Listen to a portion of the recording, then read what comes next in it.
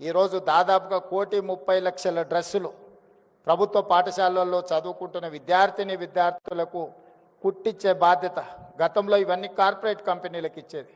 కానీ మన ప్రభుత్వం వచ్చిన తర్వాత పాఠశాలల్లో చదువుకుంటున్న ప్రతి విద్యార్థికి బట్టలు కుట్టే కార్యక్రమాన్ని మహిళా సంఘాలకు అందించడం ద్వారా ఈరోజు మహిళల్ని ఆర్థికంగా నిలబెట్టడమే కాదు, స్థానికంగా స్కూళ్ళు తెరిచిన మొదటి రోజే 65 లక్షల డ్రెస్సులు కుట్టి విద్యార్థులందరూ కూడా అందించడం జరిగింది.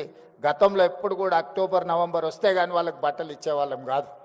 కానీ మహిళలకు ఆ బాధ్యత అప్పచెప్తే ఈరోజు సరైన సమయంలో మహిళలు ఈరోజు ఆ పాఠశాలల్లో ఉండే విద్యార్థులకు బట్టలు స్టిచ్చింగ్ చేసి ఇస్తున్నారు.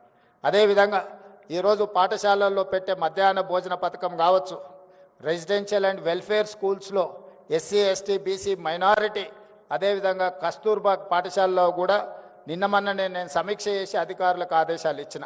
ప్రైవేట్లో కొనుగోలు చేస్తున్న కూరగాయలు కావచ్చు, పాలు కావచ్చు, ఇతర నిత్యావసర వస్తువులు అన్నిటిని కూడా మహిళా సంఘాల నుంచే కొనాలి, మహిళా సంఘాలను వ్యాపారంలో ప్రోత్సహించాలన్న ఆలోచనతోటి ఈరోజు మహిళలకే అందించడం జరిగింది. ఇంతకుముందు దివ్య